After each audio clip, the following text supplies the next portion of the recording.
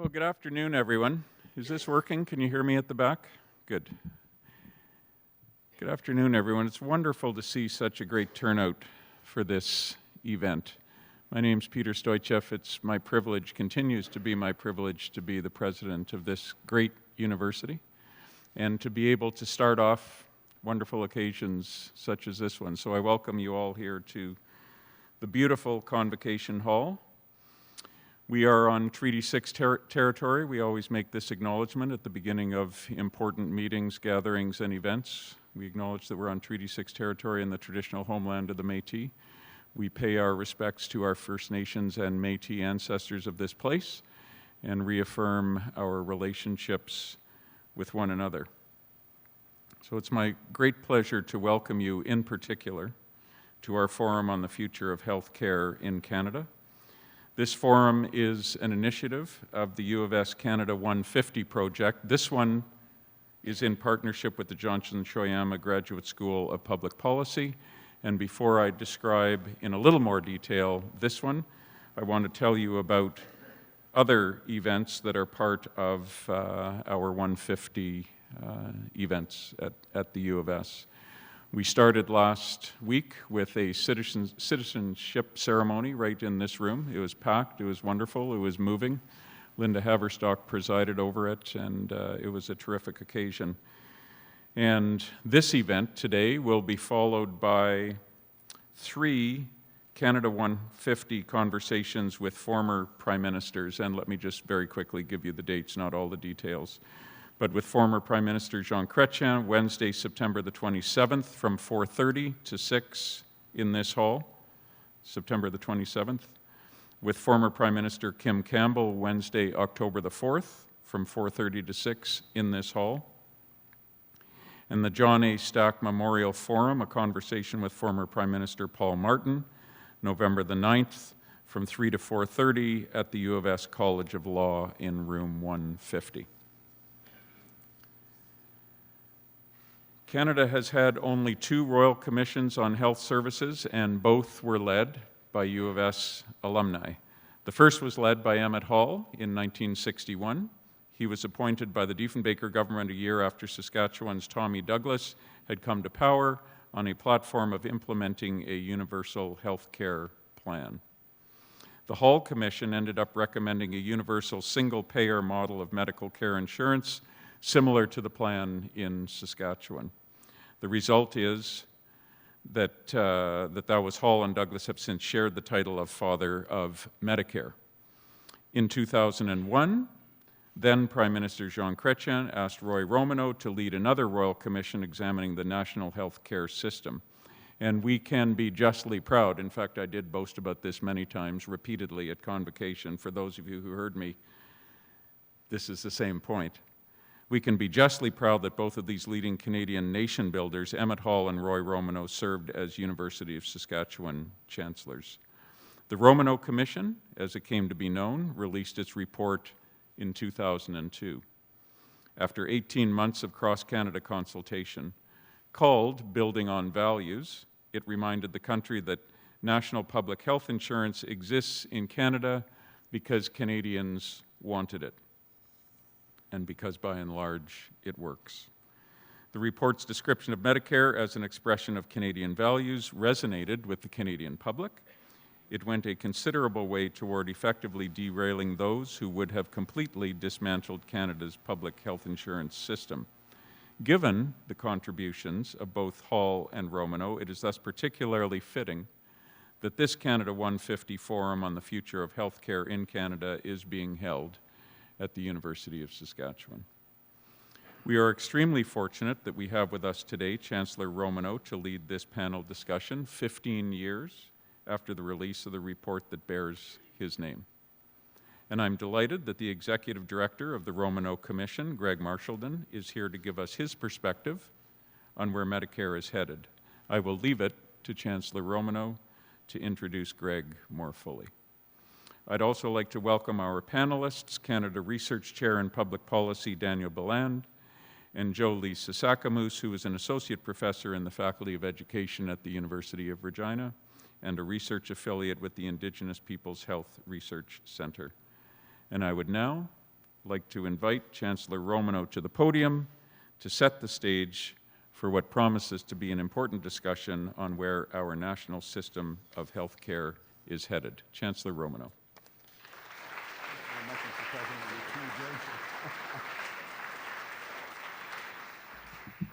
Thank you very much, President Stoichev. When I was in politics and I received, on rare occasion, as nice an introduction as I have just now, I would sometimes say to the introducer who was so kind, thank you for your kind introduction, and I agree with everything that you said. Mr. President, may I say thank you for your kind introduction. I'll stop there. My opening remarks are going to be very brief and simple because we want to get to the discussion of a very important issue affecting all Canadians, and I think it's not only a program affecting Canadians, but it is a nation-building program, as our President has described and identified. That is our healthcare system.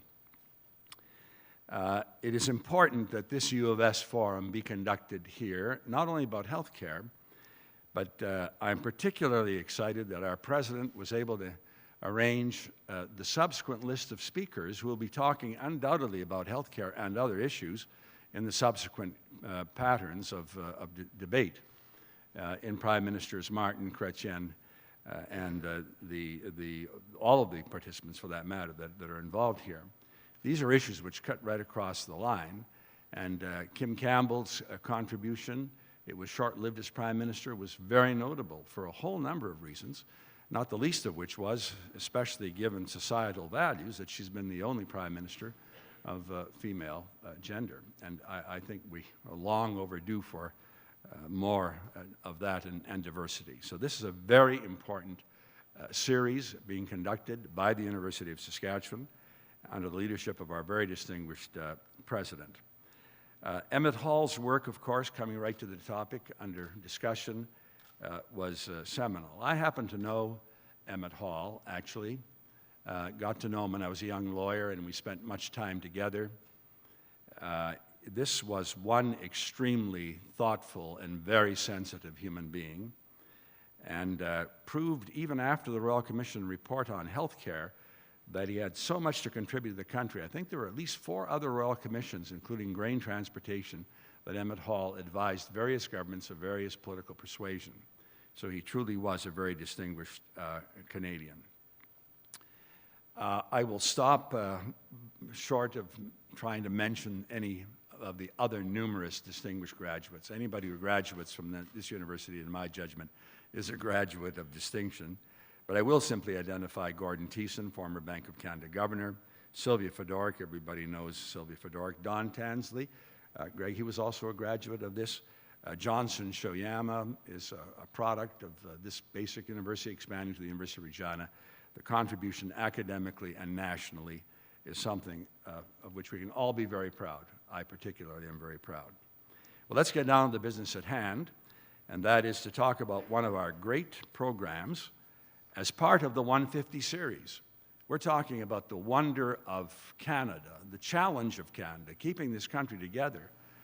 I don't know much about it, but I was involved in some of the big battles of patriation in the 1980s and 1995. And we have stuck it out, and not only that, we've produced some great academics and people, and all are from walks of life, but some great programs which identify this country. And our Medicare and healthcare program is one, and that is why it is on the discussion for today. And I'm going to, at this stage in the game, say just a few words before inviting Greg Marshallton, Professor Greg Marshallton, to come up and to say make his remarks about the history and the challenges facing Medicare. Greg was my chief executive officer to the Royal Commission report that I authored. He is an Ontario Research Chair in Health Policy and System Design with the Institute of Health Policy, Management and Evaluation at the University of Toronto, where he's currently situated as an instructor and academic and researcher. He has served as a Canada Research Chair in Public Policy and Economic History, graduate of the London School of Economics. He has served as Johnson Shoyama Graduate School adjunct professor at the University of Regina, fellow of the Canadian Academy of Health Sciences, one of the top scholarly honors in Canada. In 2000, he was Saskatchewan's cabinet secretary to me and deputy minister to myself. A U of S alumni with a law degree, went on to the London School of Economics in economics and political science, and part of a research network called the European Observatory on Health Systems and Policies, which aims to collect and analyze information on healthcare policies and reforms. This is truly an exceptional graduate. I am very proud, having had the benefit of Greg's advice.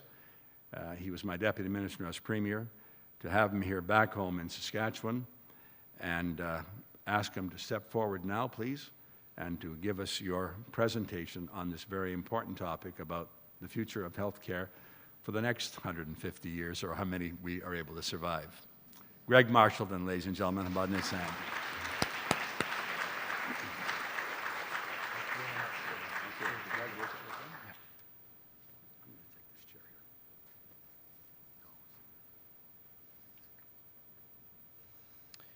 Okay, this is going to be reorganized, but first of all, let me say how glad I am to be back here in Saskatoon. This is a city I grew up in.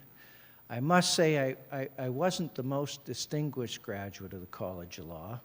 It was a time of my life where I was really trying to figure out what to do, and I didn't have much idea. And I had a great time for the 3 years that I was here, I must say.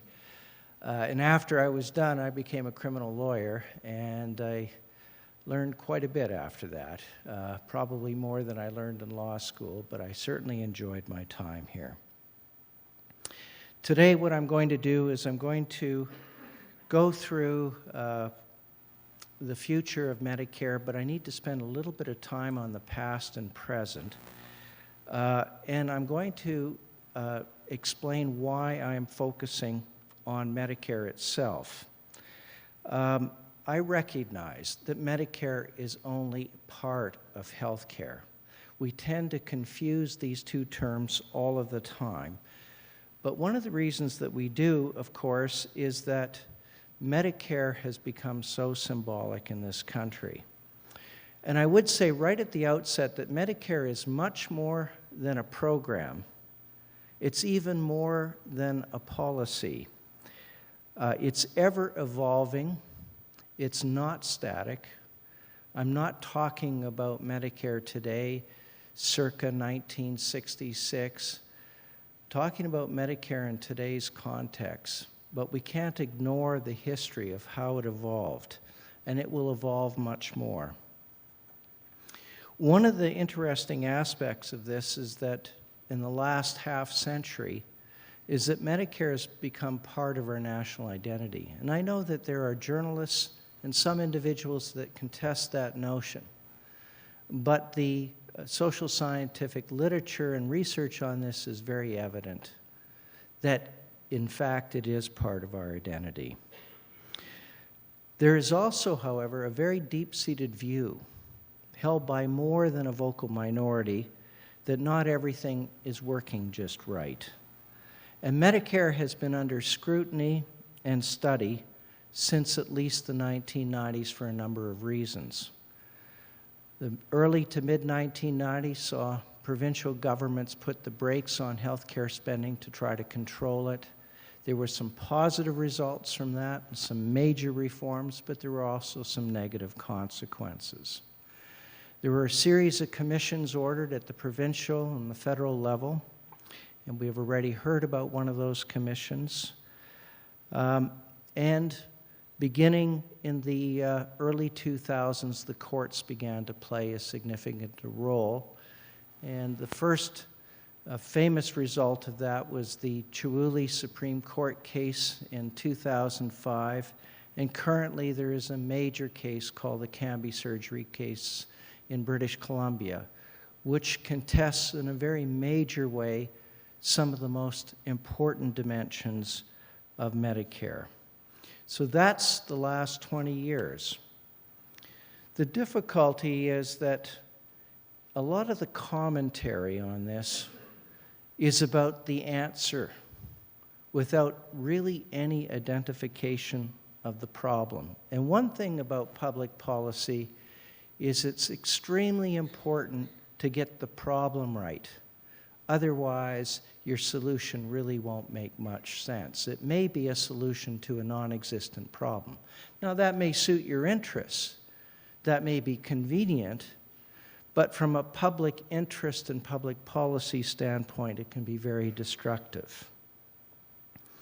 So what is the problem that we're facing in terms of Medicare? Why all of this angst? Is it a problem with the values and principles? Is it a problem with the single-payer administrative mechanism that we have in the 13 provinces and territories? Is it a problem with the way in which we've organized it, including regionalization since the early to mid-1990s, which has been undergoing profound changes since then? Is it a problem in terms of our tax-based financing approach to Medicare? Maybe it's a problem with public administration and the public-private divide, as some would argue. Maybe it's the nature of our delivery mechanisms, including the organizations and the providers themselves.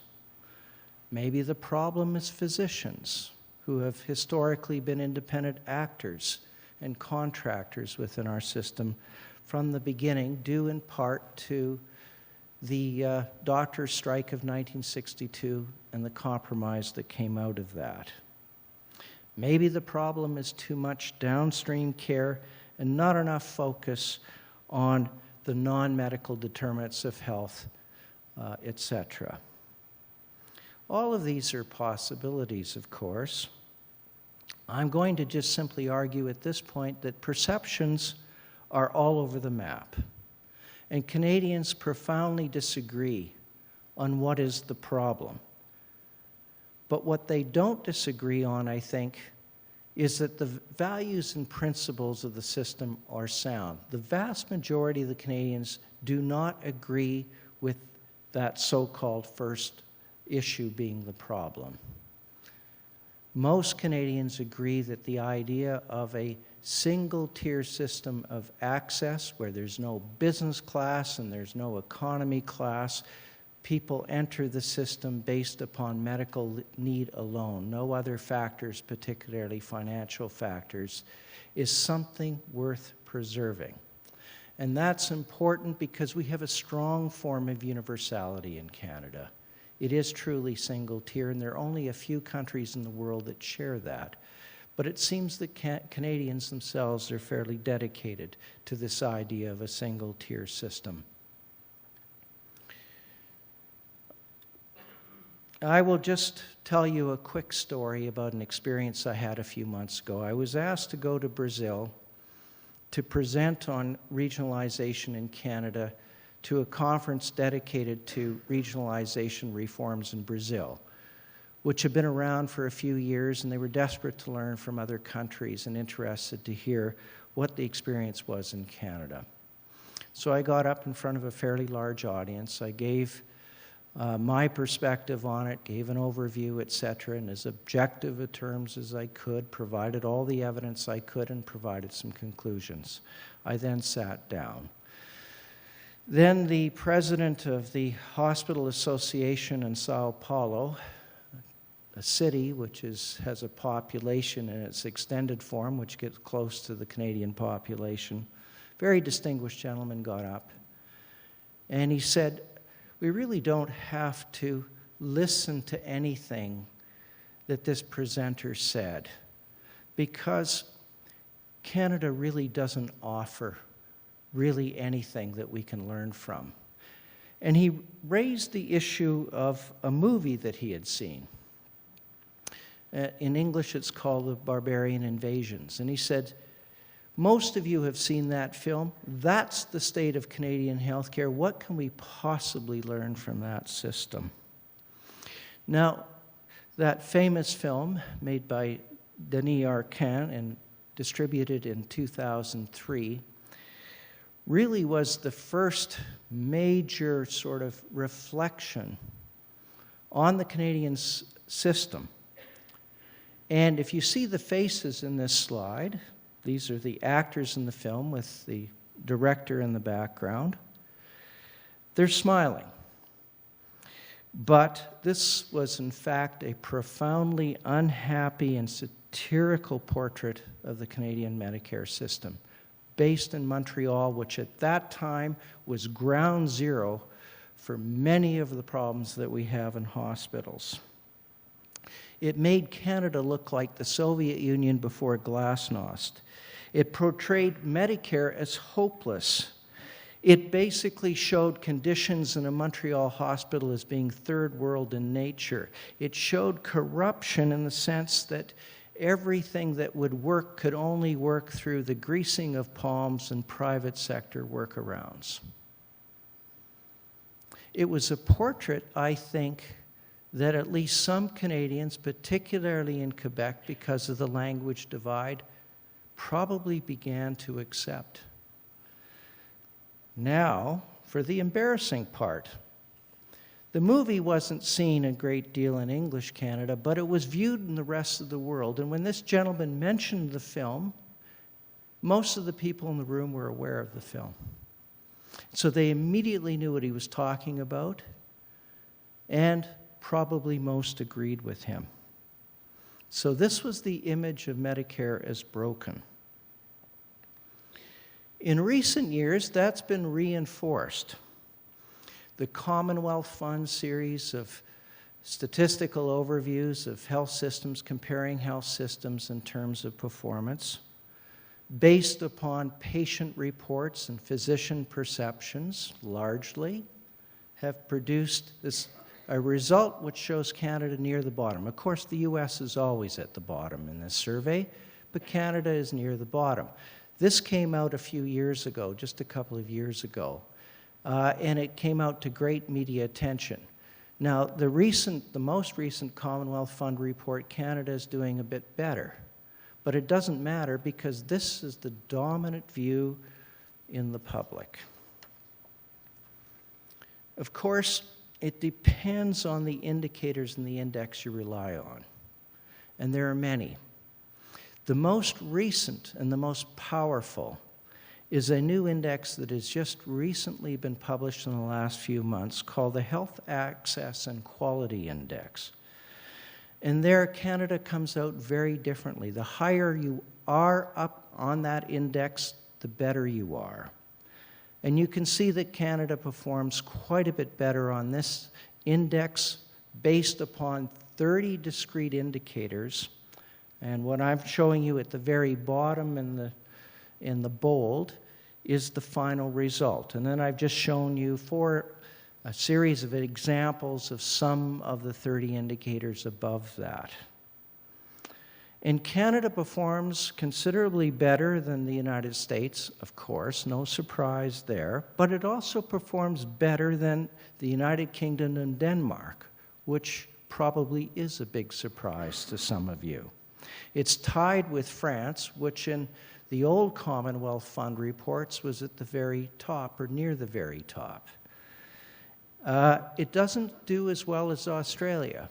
And in the last 30 years, Australia has made major gains for sure, in part because they were starting at such a low level. So this tells you quite a different story, and it tells you a more complicated story. It's one where performance moves from mixed to good, and a few categories not so good, but it's certainly not the story that's been the dominant story in the media in the last 15 to 20 years. This is the source for the Health Access and Quality Index. If you want to look at it, it just came out in the Lancet.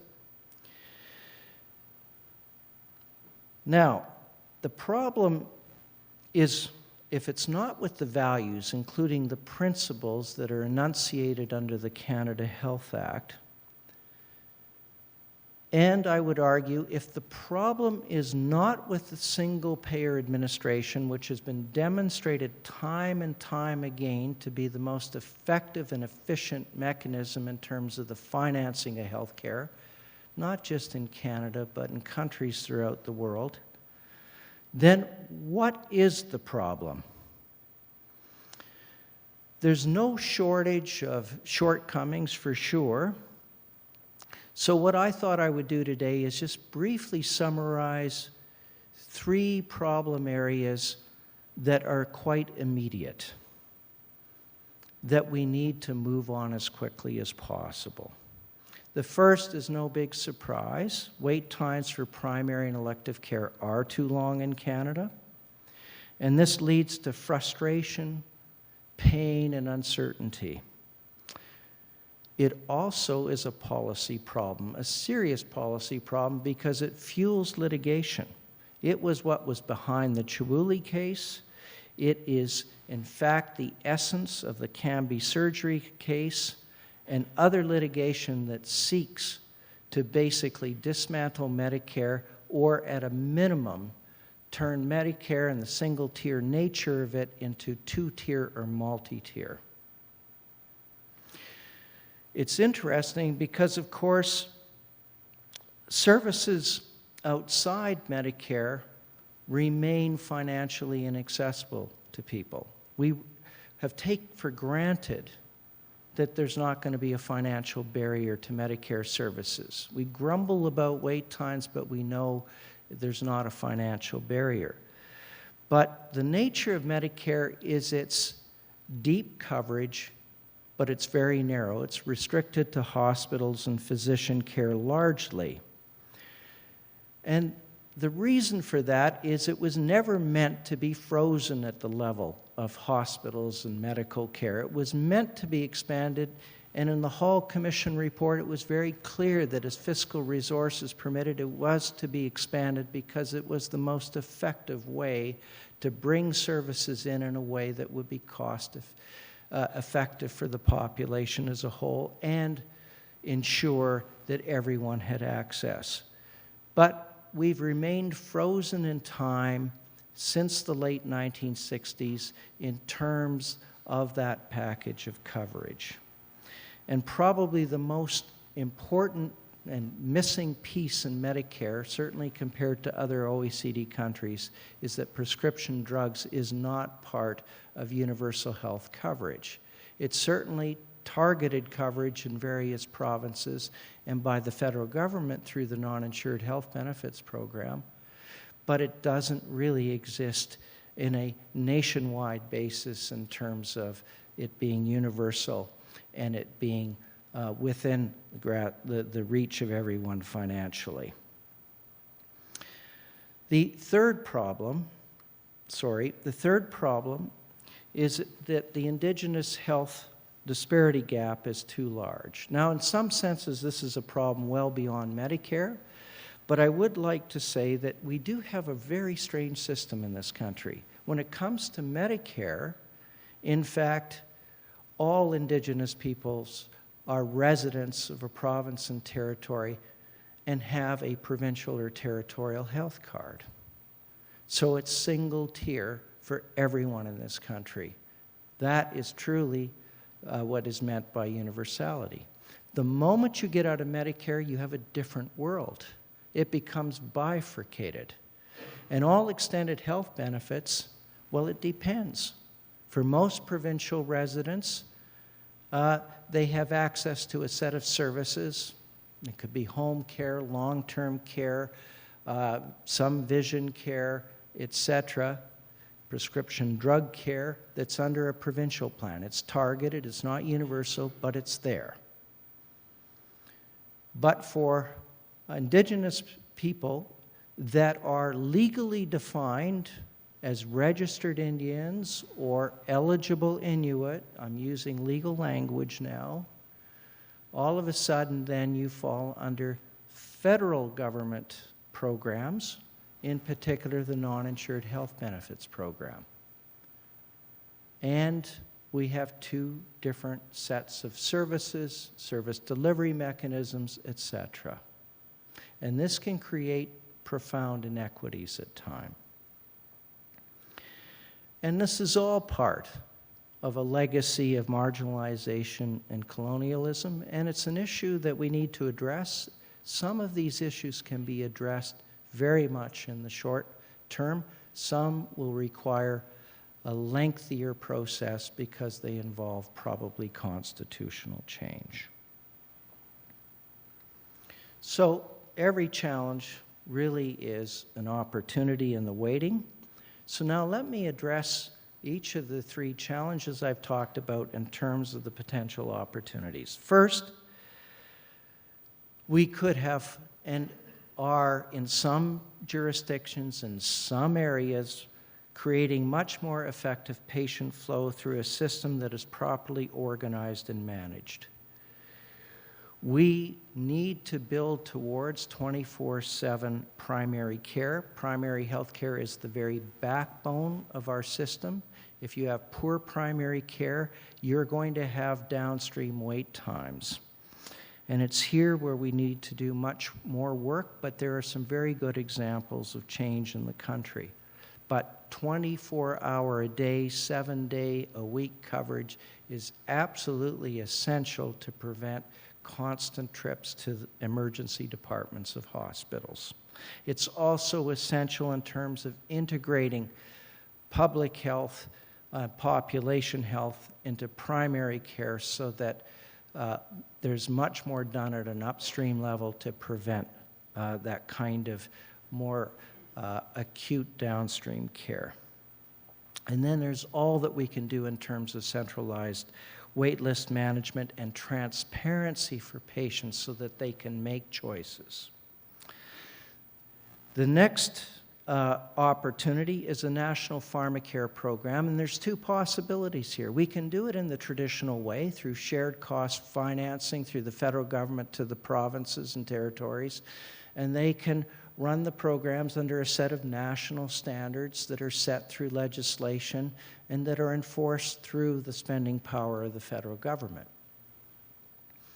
Perhaps that time has passed us, however, and we can look at a second option. Given that the federal government has the largest constitutional foothold here, it's the only area of health care that you can truly say that the primary responsibility is federal, not provincial. It could be a single federal program, federally financed through tight national regulation. Either of these are possibilities. We could do either one of these, take on either one of these approaches in the next year or two. The third opportunity is to provide more effective and appropriate upstream and downstream services to Indigenous populations by experimenting with different self-governing approaches. This is already going on in the country, but we can expand on this. It started a while ago in Nunavut, where you have a single government, which is in a sense an Inuit self-government, but it is a public government and must serve the entire population, and all services, including federal services, are actually administered by the territorial government. That's not going to be a model that can be transplanted in too many places, but it is a model. Another is the First Nations Health Authority in British Columbia, in which both Medicare and non-Medicare services can be centralized in terms of one body servicing an Indigenous community. A third approach is through tripartite governance. We have a small example of that in Saskatchewan through the Athabasca Health Region, where you have the federal government, you have the Dene First Nations, and you have the provincial government putting their funding together and basically everything being administered and delivered through the Athabasca Health Authority. There are other models as well, but we need to move on this quickly. Or we're not going to address the kinds of disparity gaps that we see in this country. Now, just some medium to longer term policies. Obviously, we need to invest in smart, chronic, and long-term care. There's Obviously, some major challenges in this area. We have much more complex needs, what scientists call multimorbidity. We have, of course, a dramatic increase in our long-term care populations of cognitive impairment. This means that we need to move to a different mode of delivery. There are many experiments in the world, including the kind of system that's set up in the Netherlands, in which you, in fact, have one set of institutional long-term care facilities for those with cognitive impairment and another with physical disability. The populations are separated. The kind of care that's provided is very different.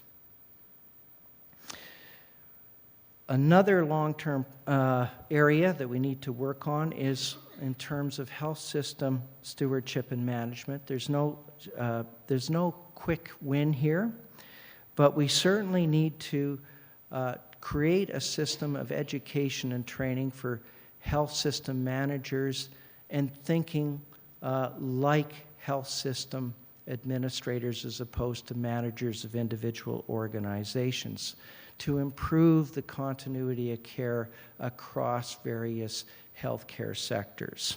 This is something that we do not do well. Actually, most countries do not do this well.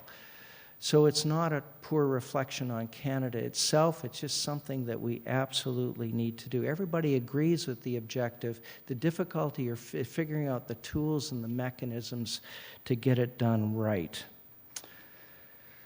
Finally, the one thing that Mr. Romanow and I have talked about at length over the years, discussions with many people in this country, and that is a new revised federal role that really shifts in a way to meet these new challenges, that creates the kind of research and information infrastructure that people working in provincial health systems can readily access. A kind of a stewardship at a pan-Canadian level, but a different kind of stewardship perhaps than has been exhibited in the past. New mechanisms perhaps. But then, in terms of existing mechanisms and institutions, there's no reason that the federal government couldn't be just a little bit more aggressive in enforcing the Canada Health Act. So in conclusion, I would like to say that Medicare is a very good example of nation building, and we're here for Canada 150 to celebrate what we've become. Medicare is not static. It's not a one-time program. It's something that's ever evolving, and we need to revise and improve Medicare so that we can continue to use it to build this great nation.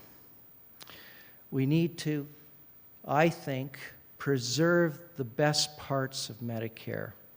And one of its best parts is its single-tier nature. And that is something I don't think most Canadians want to give up on. And we need to be creative on how we continue to preserve that. There are enormous changes going on, and some of these changes will both challenge that kind of a single-tier universality, but at other times it can actually serve to reinforce it if we're creative.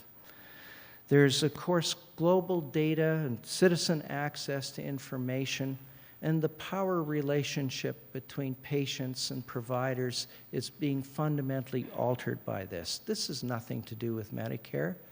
But Medicare needs to incorporate that changing dynamic. There are also, I think there's a revolution in terms of expectations and patient empowerment. And that too is something I think that a 21st century Medicare can embrace. I want to thank you for allowing me these few remarks today.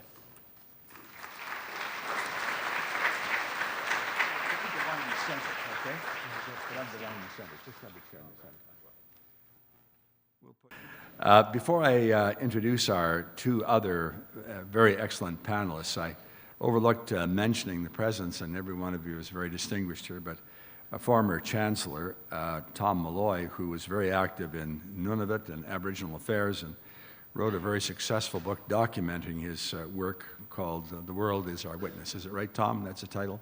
Tom Malloy as a former chancellor, so good to see you too.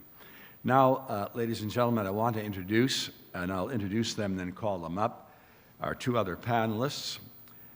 Jolie Sasakamoose is Associate Professor, Faculty of Education, University of Regina. Jolie's Research Affiliate, Indigenous Peoples Health Research Center. She is Anishinaabe, Ojibwe, from Michigan First Nation in Ontario. And next to her, and they'll both come up at the same time, Danielle Bellon.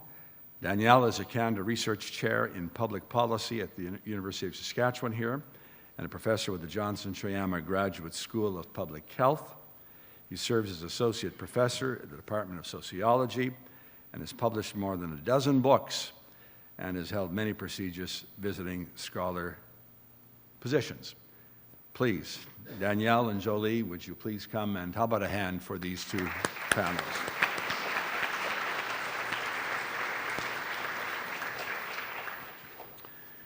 Now, the name of the proceedings, or the game at this stage, is questions, comments, but before we get into this, I'm going to call on and get your questions ready and to think of. Before we call on you to participate, I am going to ask Jolie first and then Danielle to give a brief reflection or commentary on the comments made by Greg Marshallton. So any comments? Please come forward and take the microphone here. And Jolie. Thank you. First, I think I need to address my last name is Sasakamoose, and yes, I'm related to Fred Sasakamoose, the first treaty Indian to play hockey, who was my father-in-law, and he's the grandfather of my son, Hunter. That's always the most important question, no matter what talk I do. And I have lines sometimes, and it's always the same question is here, relative. So there it is. I would like to just position myself a little bit. I'm from Chaging First Nation in Ontario. I also grew up in Michigan in Sheboygan First Nation, my mother's territory, so my father's territory is Canadian. I actually grew up in the American healthcare system, so I have a lot of perspective on both systems.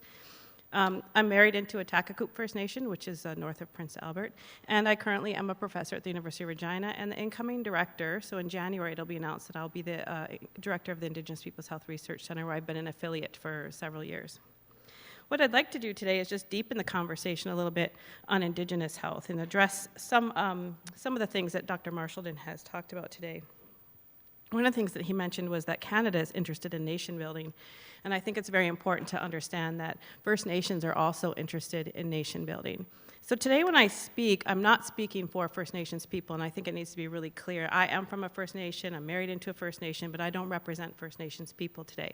I do work with a lot of First Nations communities, tribal councils, Métis people, and Inuit people, and I think I have a sense of what's going on nationally and in the province, so I would like to share that perspective a bit. First of all, since Canada's invested in nation building, so are First Nations people. We have a lot of rebuilding to do since the impact of colonization. And one of the things I think that Dr. Marshallton talked about was understanding that downstream care is not enough and to focus on some of the non-medical social determinants of health. And I think it's the non-medical social determinants of health that have really placed Indigenous people into the situation they're in. And just so that people are on the same page, I'd just like to review what some of those are. First of all, there was the creation of the reserve system, the forced relocation off reserves, the forced placement of children in residential schools, inadequate services on reserve, systemic racism, and the inability of the average population to understand how these social determinants affect our health today. And I see that a lot because I'm in the Faculty of Education and I teach in the Masters in Counseling and I run an Indigenous counseling stream, and most of our students are non-Indigenous and they don't understand sometimes why their clients are struggling so much. There's a displacement from the historical context of who we are and how we got here for how we manifest our illnesses forward today. One of the other things I'd like to talk about is this concept of closing the gap. Everywhere I go, I'm guilty of it too. We talk about closing the gap. But anyone who understands a gap, it looks like this. The problem with that language for First Nations people is when we talk about closing the gap, we're talking about something like this. And so the idea would be to raise that floor up. But what's really happening nationwide is Canada's non-Indigenous population health is actually diminishing. So what we're seeing is a closing of the gap, but not because of an increase in First Nations health. And that's where I want to spend a little bit of my time today, is talking about the need for First Nations people to develop our own indicators of health and well-being. And we are on the front lines today already doing it. The problem is we need the policymakers to hear what those are. So we have different provinces that have their own First Nations health governance systems. We have First Nations that have moved ahead and gotten their own indicators. Saskatchewan is trying. Even Saskatoon Health Region has approached me on ways that they can do more positive indicators for First Nation health. So I think there are moves for it, but it's going to take a lot of consultation. I want to talk a little bit about the United Nations Declaration for the Rights of Indigenous People, number 19, the duty to consult. I feel like a lot of people don't understand that the duty to consult is a mandatory right that Indigenous people have, so that when something comes that's going to impact us, we should be consulted. So this, for example, me being here is not a consultation. I was flown to Ottawa once. Remember, my band's from Ontario. I was flown to Ottawa once to represent the Saskatchewan First Nation voice, and they were quite stunned when I told them that I would not represent that voice because I'm from Ontario. And not only that, I won't even represent my own First Nation voice because I don't have the sanction of my community to do so. So when you do your duty to consult, you have to make sure you have the right people in the room. We cannot speak on behalf of First Nations people. We must consult with them on a nation-to-nation basis. We need to know what they want and what they need for their own health and well-being. And those measures of indicators are so important. So for example, what might be important to the government is how many stillbirths in community, what number of FASD children we have. But what might be more important to the community is a sense of vitality, the number of scholarships that are coming and going, the number of decreases of youth suicides.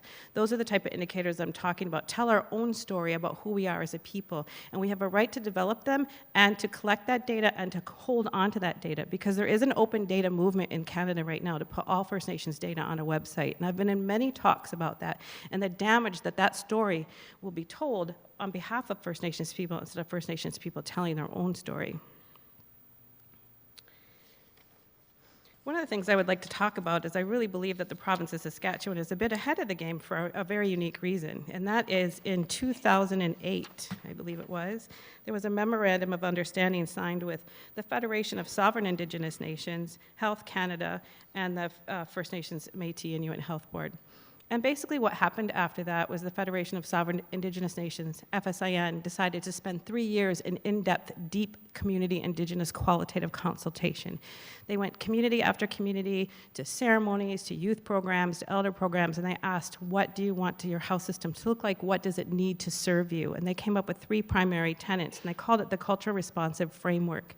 And in that framework, they enlivened it by asking 3 Indigenous PhDs to come and turn it into a theoretical model. In my lifetime, that's never, ever, ever happened. I'm only a 2.5 generation PhD. I got my degree in 2004. So for me to be able to sit down with 2 other PhDs is unheard of in my lifetime. And the fact that we had data collected specifically by First Nations people, from First Nations people, has never been done before. Usually when I write, I say, and I just said it to you today, I cannot speak for First Nations people. However, this theoretical model I can speak for because it was created and founded and delivered by First Nations, all the way from research to delivery of the article, which will be printed in the Indigenous Policy Journal forthcoming shortly.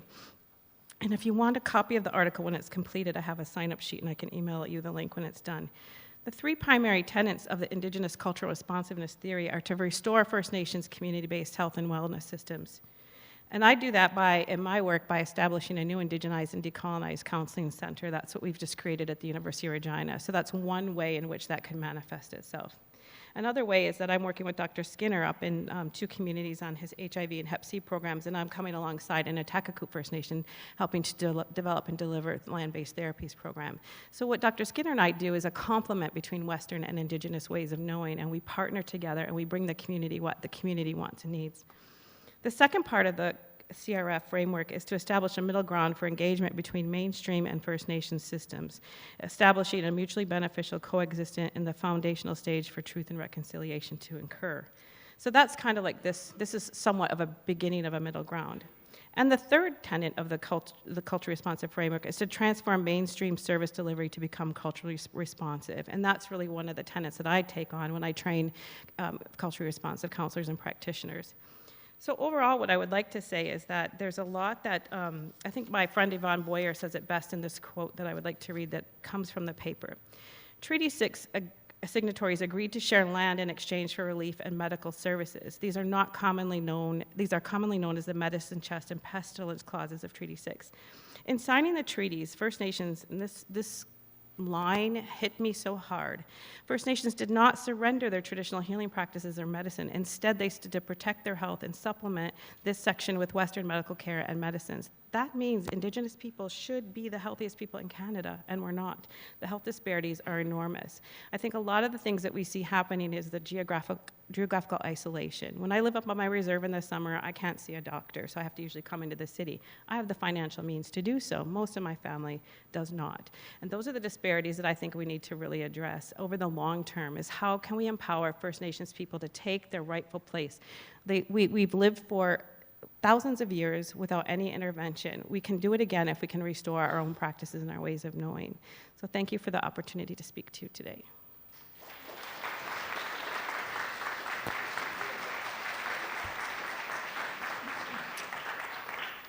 Thank you very much. And now I'm going to call on Danielle. Just by the way, a little forewarning. The moment that Danielle finishes his remarks, we're going to throw the floor open for questions, answers, rebuttals, and the objective will be to try to adjourn about, I guess, 10 to the hour, 10 to 6. So with that, Danielle, get us provoked. Danielle Balland.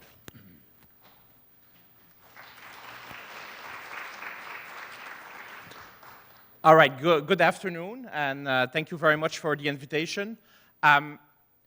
Greg, in his talk, said that healthcare in Canada was tied to national identity, and I think there's a lot of public opinion data that to back that claim. But the reason why Canadians think that having universal health coverage is part of our identity is in part because our neighbor doesn't have universal health coverage yet.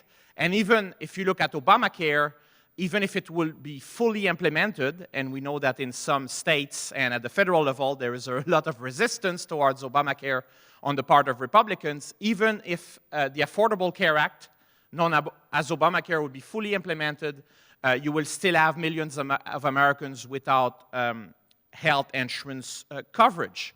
So here what I want to do as someone who has published quite a bit about US healthcare is reflect a bit on the relationship between these two countries and how Canadian healthcare is perceived in the United States. There is a major debate right now in Washington about the future of Obamacare and the future of healthcare in general. And what's important to understand here is that last week on Wednesday, Bernie Sanders and 16 other Democratic senators presented a Medicare for All bill, and a bill that will create a universal public health care system in the US. Of course, there is no chance that this bill will actually be enacted or especially signed by President Trump, but it's a symbolic gesture. But it's important to understand that you have a third of Democratic senators supporting a bill that just a few years back, Bernie Sanders was the really only true supporter of. So there is growing support on the left of the Democratic Party for universal public health care, what they refer to as Medicare for All. And something interesting, there is a tie to Canada here in this story that's quite interesting. At the event on Wednesday, when Bernie Sanders and the other Democratic senators presented this bill, there was a Canadian physician, Daniel Martin, who actually does some work with Greg Marchildon, as I gathered earlier today. And Daniel Martin was there to talk about her experience and about the benefit of universal public health care.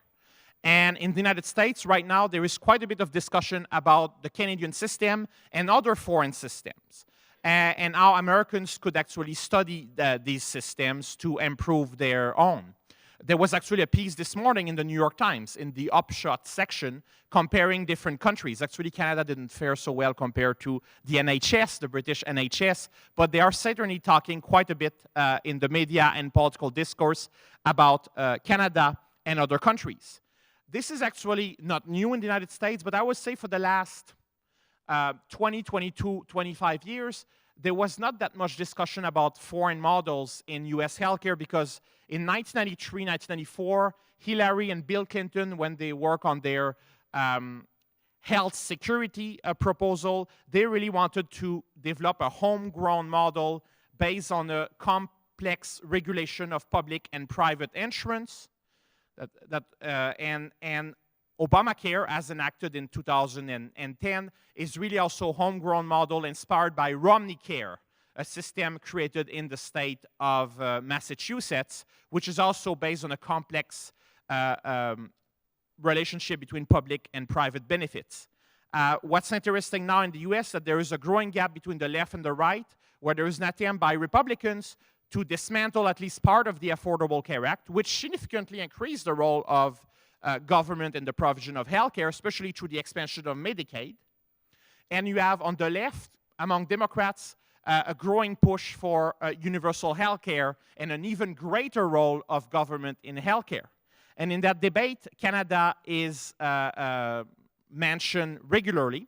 Republicans, of course, tend to oppose anything that will be even remotely close to the Canadian system, while Democrats, a growing number of them, are talking about Canada in positive terms. Of course, you might say that these Democrats, including Bernie Sanders, never watched barbarian invasions. You know, foreign movies are not that popular in the United States. But there is a scene in Barbarian Invasions in which the patient, the main character of the movie who is gravely ill, actually takes an ambulance and they drive down to the US border. And when they arrive in the US, they open the doors of the ambulance and they look at the American flag, and it's like if they had, you know, reached paradise or some form of, you know, salvation. So there are a lot of Canadians who are also fascinated by the United States and think that we should actually borrow from the United States in order to improve our healthcare system. However, as Greg has shown, the US model performs quite poorly in many areas, and it's also the country that spends the most on healthcare on a per capita basis, and the country that spends the most on healthcare as percentage of GDP, which is more than 17% compared to about 10 to 11% in Canada. So the United States, I think, is a flawed system. And I think Americans could learn from Canada, although I think that they won't, in the end, probably adopt a system that's similar to us. But the gap between Canada and the United States has, in a way, been reduced with the adoption of the Affordable Care Act. And we'll see within the next few years whether the Affordable Care Act stays and even is expanded, or whether even a more, I would say, substantial public insurance system is developed through this idea of Medicare for all. So our system in Canada, our healthcare system, has been relatively stable since the early 1970s. In the US, it's much more in flux, and there's less, I think, public agreement about the path they should take. But in the US debate about healthcare, Canada, I think, is really a significant foreign model. And in Canada, when we talk about healthcare, because it's part of our national identity, we also think about the United States. So I think we should follow very closely what's happening in the United States, just as Americans should pay more attention to Canada. Thank you very much.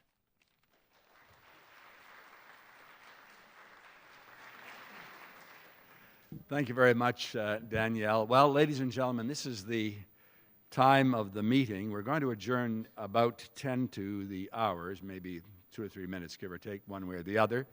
But I want you to get ready with your questions or comments or and/or rebuttals to what has been said by the three main speakers here. I'm just reminded on Danielle's observation. Greg and I had the pleasure of meeting with then Senator Hillary Clinton for 1 hour in her office. There were just the four of us. She had her assistant and Greg and I. This was at the time of doing the study on the Healthcare Commission that has already been alluded to. And I do not want to reveal anything more about private conversations, but I'm hopeful that what you have said in what I will read in anticipation that the United States will move to a more equitable system certainly resides in the heart of one former senator and one former candidate for president of the United States, maybe more than that, based on our conversation. This gets anywhere out to the United States, please be careful about that. Okay, ladies and gentlemen, how about questions, comments, and rebuttals for the next 20 minutes? I don't know what the rule is, whether you should state your name or not, but I think that'd be probably best. And generally speaking, in the world that I come from, no question is out of bounds, unless it's libelous. Even then, it's not out of bounds, now that I think of it. So who wants to begin? Somebody's got to start the debate or the discussion. And who wants to go? Well, I'll start off very quickly and with a short answer, because I think I know what it's about. We keep hearing, somebody make the way to the microphone, it's not sustainable, it's not sustainable, it's not sustainable. Greg, you alluded to that. Can you just give us a quick, short, before we hear the question, response again to that? This argument about unsustainability is heard in every OECD country in the world. It is a fairly common debate, although it often takes a slightly different form depending on which country you're in. So much money is spent on health care that it's natural. There's also a lot of interest groups with a dog in the fight. And of course, some want public funding to be increased for their own benefit. Some want it to be decreased because they see an opportunity, again, in their own benefit. So you have to be very careful, I think, with these arguments. The second thing is that healthcare has been growing faster in terms of expenditures than the rate of economic growth since the 1950s. That offends some public finance economists. But for others, it makes absolute sense. And there was a famous paper a number of years ago through the National Bureau of Economic Research in the United States that demonstrated that healthcare was a leading sector of the American economy, and that it was in fact gobbling up more and more of the GDP because it was at that dynamic edge of terms of technological, medical, and scientific development, and it reflected the same characteristics as every leading sector before that. And we often don't think of healthcare that way, but that's one of the reasons that as you get wealthier as a country and as you get wealthier as individuals, you tend to spend a little bit more of each additional dollar that you get on healthcare. Thank you. All right, I'll ask for not really short questions, but make nothing to do with the last answer, Greg. Short, quick answers. Name, please, and question. Apologize. Erica Dick, professor of history here. This is a question for all of you, including Chancellor Romanow. In the past, we've had leadership from social democrats who've been leading the charge for healthcare reform in this province, but we've often seen that also then brought into negotiation across the political spectrum. Moreover, we've seen that innovation coming from this province. As we look forward, we see a real dearth of social democratic leadership, I think, in this province, and I wonder what you see going forward for the next 150 years. Where do you think that innovation is going to come from? Will it be the political left? Will it be Saskatchewan? And if so, in what quarters? Question was first directed to you, Greg. So Oh, wow. Why I do you already ask start tried off it with a tough for question? answering too long on the last question, so I have to be really careful here. I think it's natural that it would come from the center left, and the innovation in terms of social policy is probably most of the time going to come from the center left, although there are some strange things going on at times, including major proponent of what I'd call a guaranteed income coming from somebody who is actually what you would call a red Tory conservative in this country. So, you know, you can forge coalitions, but predominantly it's going to be the center left. As to where it will come from, specifically geographically, I mean, I don't know if anyone can predict that. it is, to me, somewhat sad, given the leadership that this province showed for so many decades, that you don't see that kind of leadership and haven't seen that kind of leadership for a while. And of course, as a person who grew up here, I wish it were otherwise. Any of the other panelists? Well, thanks for the question, Erika. I think we talk about national identity. I think healthcare is part of our provincial identity in a strong way. And I just came back at 1 a.m. this morning from Portugal, and before that I was in Germany, and I gave talks, and there were quite a few specialists of healthcare there, and these were the few people who actually knew where Saskatchewan was. Because Saskatchewan, when people study comparative healthcare research, they turn to Canada, they know that Medicare started in this province. And so I think that in part because of that, it should be a really central aspect of our political discourse and of political debate in this province. So I hope that we will see more, a re-energized debate on healthcare in this province, because right now it's a bit stale. I'll not do this for every question, but I do want to add on to this. I think the stale comment is absolutely correct. I believe that it's going to take a vision of reform, and there are many ideas. The essentials of it, I think, are set out pretty clearly. Leave the Romanow report out, but going all the way back to the Emmett Hall report and other studies of what to do, it takes political leadership. I'm struck by the fact that Alan McEachern just recently passed away. I think they had the services yesterday or today. I was asked to speak at a McEachern lecture at St. FX a few years ago, and Alan McEachern was seated to my left. Sean Riley, the president of the university, was to my right. After I finished my main remarks, President Riley said, Alan McEachern wants to make a comment about your speech. This worried me a bit. In any event, he described a story of how the cabinet of Mr. Pearson was divided down the middle to follow Saskatchewan-style Medicare versus not following Saskatchewan-style Medicare. I think they had to postpone it, Greg, for a year, until finally Mr. Pearson, in a minority government, said, we are going with Saskatchewan-style Medicare, and we're going to offer 50 cents on every dollar federally to every province that adopts the principles of Medicare. That took guts, was the description, and it sure did. You got to be able to sacrifice political leadership or political power once in a while in order to exercise political leadership. I don't know when we'll reach that point again, but whether it comes from the left or the center or however, I think that is a dimension of it that really stuck in my mind, thanks to Alan J. McEachern's comments. And that'll be about the last time I intervene. Name, please, and question. Hello, my name is Bryce Boynton. I'm a recent graduate of the U of S Bachelor of Science in Nursing program here.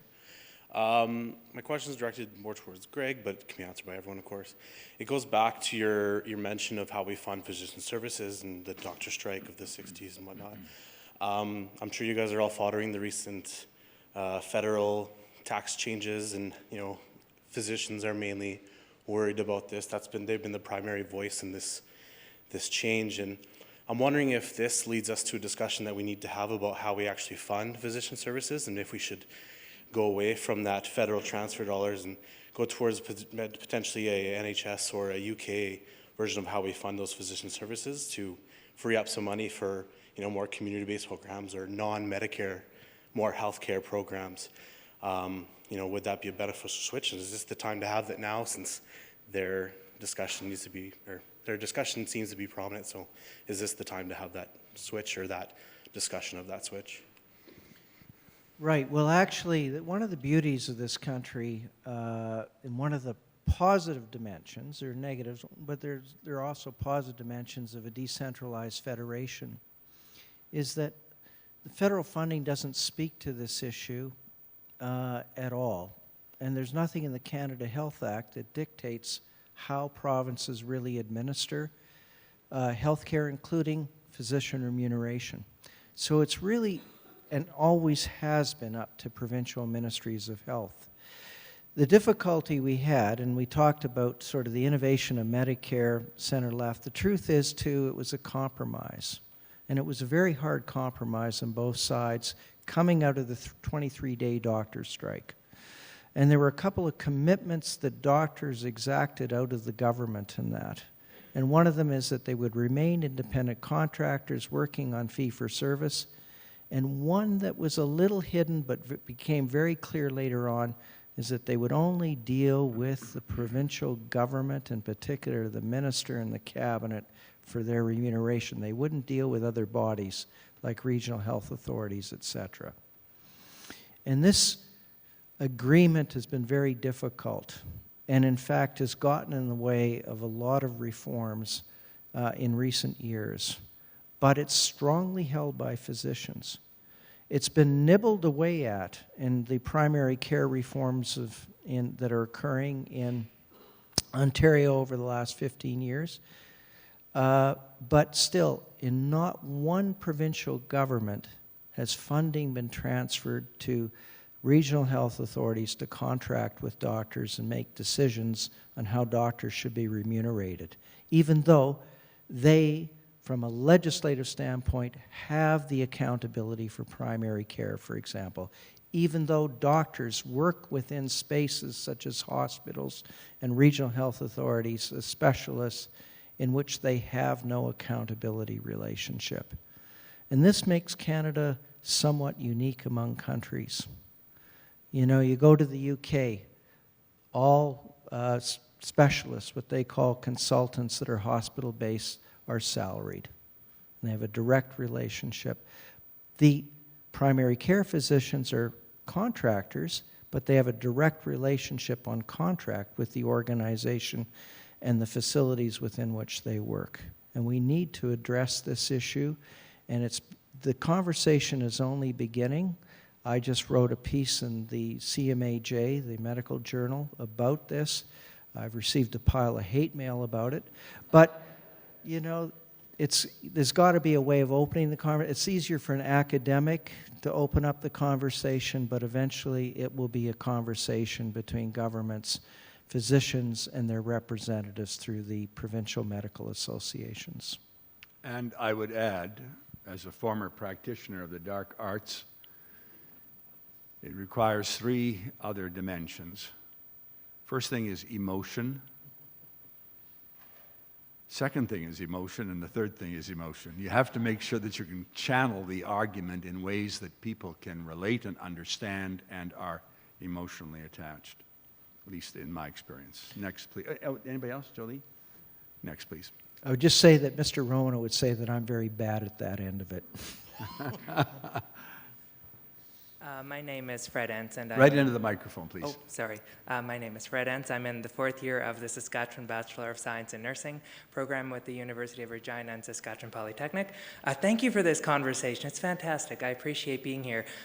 One question I have for you, Greg, I know you alluded to the fact that there is, it is a single-tier system here in Canada, but respectfully, I would venture that the huge disparity with the Indigenous population and the rest of the Canadian population makes it theoretically a one-tier system, realistically probably not. And I appreciate that viewpoint though, and I guess my question is, specifically for you, Jolie, I've appreciated your viewpoints too. For the people here in this room, as we go from here, what are one or two things that we can do as we walk out of this room that will help to begin to close that gap? And I know that's a foundational conversation, but I'd really like to hear your thoughts about it. Thanks. Thank you for that question. One of the things that I do when I first start working with my students who often come into my classroom who are non-Indigenous with good intentions but lack a lot of knowledge is to really start to look within. A lot of times I have them situate themselves similar to how First Nations do when we meet people. We situate ourselves. Who are you? Where do you come from? Who do you descend from? Sometimes I make them write a cultural autobiography, look back at their own cultural background. And usually my students of color will say, I don't have a cultural background, so I make them go interview grandma, granny, mom, and dad to figure out who they are. And some of them find out that they descend from settlers, and they have a lot of anger, guilt, and shame, and they have a lot of emotional residue. One of the things that happens when you start to introduce non-Indigenous people to these concepts of the information they've been structurally denied the opportunity to learn, as we all have, is that these emotions come up. And so when I say that culturally responsive framework talks about establishing the middle ground, think about whether or not you can even enter the middle ground. Because sometimes when we get into a middle ground situation, I spend so much time helping the non-Indigenous people heal their emotional wounds as they're learning the culture that they've been denied, that it's very painful. And if it's a situation in which I'm trying to move First Nations agendas forward, I have to stop and take care of the emotional aspect of the non-Indigenous people. So what you can do is kind of figure out where you are. And if you know, everyone in this room is going to have a different historical context of where they came from and also what they're willing to do. Maybe it's addressing the racism in your own family and that's all you can handle and muster. Maybe it's taking it outside of your family into your community, your school, maybe you're a teacher, maybe you're a nurse. Sometimes it's very scary for our brand new teachers who graduate from our program to go into these schools that already pre-exist and be anti-oppressive teachers. They're scared to death of that whole infrastructure that's been in place. Find other like-minded individuals and allies. Take as much training as you can at the U of R, partnered with U of S and probably the medical school and everyone else, because I think that sometimes having two universities doesn't make a lot of sense because we really are serving the same people, so there should be more partnerships and allyships, especially when at U of R there's only 5 Indigenous faculty, so like I can't really do what I need to do over there.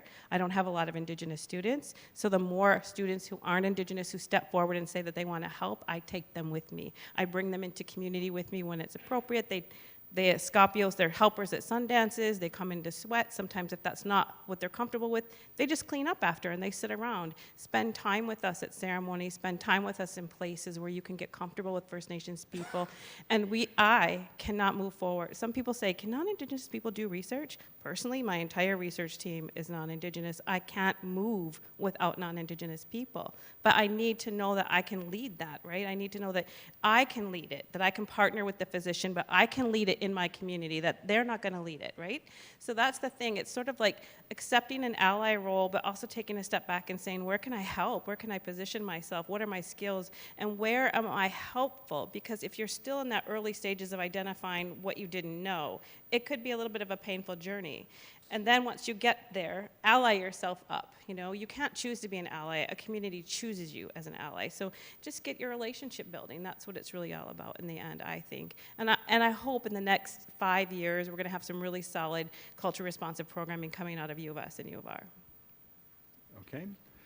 I see 2 others standing. Yes, please. And you're on, and also a question. Well, I'll cut it off after you. I'd like to continue on, but we're supposed to be out of here by about 6 o'clock. Yes, please. Name? Thank you for the conversation. My name's Leslie Biggs. I also teach in the history department, but I'm also a member of the community clinic here, which has its basis in the doctor's strike, yes. And I'm also a foundation board member, and we would gratefully accept any donations that you would like to give too. My point is that the community clinic is a very successful model of healthcare. It's financially responsible. It has there are studies to show that it keeps people out of hospitals, out of acute care. We provide an interdisciplinary framework, and yet that model has never really taken off. In fact, the number of community clinics, I think, has declined. And at the same time, we see this huge growth in hospitals, the bureaucracies, forms of surveillance, accountability, but it doesn't necessarily translate into primary care services. And I would like to ask you why you think that's the community clinic model has not been taken up, and do you see it as a possibility, as a way to go in the future? Thank you. Danielle, do you want to give it a try? Or Greg? Greg? Well, I spent some time studying community clinics, both in Saskatchewan as well as the use of the cooperative model in home care, long-term care in places like Quebec. And what you find is that they flower over a short period of time and then they seem to fade. And I don't mean fade in absolute terms, they fade in relative terms compared to other mechanisms. So the first question is, why don't they expand these kinds of what I'll call citizen-based organizations rather than government-based organizations, community-based organizations? Part of it is the funding model, and certainly provincial funding models, whether it's direct or through regional health authorities, needs to be dynamic enough to encourage these kinds of organizations to emerge and to sustain themselves. And it needs to be based on a clearly identifiable patient population. You cannot have, in my opinion, effective primary care without having a system of registration, or I'll use the word rostering. Otherwise, what you have is simply a lack of continuity and an extremely expensive structure for government to deal with, and they will avoid contracting with these organizations in that situation. But you also have a lack of accountability. So this could be structured in a way to encourage the development of primary care groups like the community clinics. The other aspect of that is that the community clinics as a type of group practice was a very bold model in the 1960s. But the concept of the group practice did not evolve a heck of a lot since that time, and there's been a lot of changes. And now many of the sort of direct government-funded primary care groups in other jurisdictions are either government-based, they're directly run as a bureaucracy, or they are private sector-based, private for-profit in terms of professional physicians and professional providers. There is surely room for much more community-based nonprofit organizations than that. The other aspect of that, the final aspect that I want to say is that certainly primary care is the backbone, as I've said earlier. And the weaker the primary care system you have, the stronger hospital system you have, because those folks that are not getting proper primary care are ending up in hospital constantly. And so it's not surprising that other systems in the world that have certain approaches, including social health insurance approaches, are going to have very powerful hospital systems, but weaker forms of primary care. There are exceptions, but that's generally what you see. We're kind of in a middle ground here, but there's so much more we could do here to build a much better primary care system, and I would prefer it not to be private for-profit professional entirely and not government-based, as you see in Quebec and Ontario, serving marginalized populations, 5% of the populations, but community-based organizations that are voluntary in nature. This will be the last question. Don't go away. I have an important announcement after this. Yes, name and question. My name is Jairus Woodrovich. I'm a pharmacist and lecturer here at the University of Saskatchewan and also a member of Yellow Quill First Nation. Thank you all for your presentations and comments, and I'm very proud to see a woman and an Indigenous woman up on stage too today, so thank you. I'm wondering, if whoever chooses to answer this question, where pharmacists fit in the future of healthcare in Canada. Pharmacists are the most accessible healthcare professional, often ranked the most trusted professional of any kind, recognizing facts like around 50% of emergency room visits are usually due to medication use, of which almost 100% could be prevented by pharmacists. And given that we see patients more often and more frequently than any other healthcare professional too, but in the retail community setting, we're almost non-existent in a primary care model, but we're very existent in a privatized model, Shoppers Drug Mart, Rexall Pharmacy, et cetera. So do you see a publicly funded role for pharmacists out in the community in Canada's future? Anybody there to give this a try? Very quickly. I'll be very quick on this. We have a privileged system of billing for physicians and Medicare that has precluded other professionals. And it's been very expensive to think about simply expanding that on a fee-for-service basis to other professionals such as psychologists, pharmacists, etc. That's not the way to go. The way to go, however, would be either through different primary care funding models involving teams in which the pharmacist is a central part of the team. They break the linkage with the retail pharmacy, and they become a full provider in that sense, not a retailer. And in that model, they could play an enormously important role. And there have been regulatory changes in some jurisdictions, including the one I live in Ontario right now, where that has been done, and pharmacists are playing more of a role, but there's so much more of a role they could play. But part of it goes back to education and training. Think back to your own education and training in the faculty of pharmacy, and think about the kinds of sort of mental images that you were given in terms of your future role and how much that might have to be changed as well. Now, ladies and gentlemen, before we thank our participants, I do want to make this announcement and ask you to, if you're interested, I hope you are, to attend. I think we're the only university doing this, but as part of Canada 150 celebrations, we have 3 other, I think, very interesting events coming up.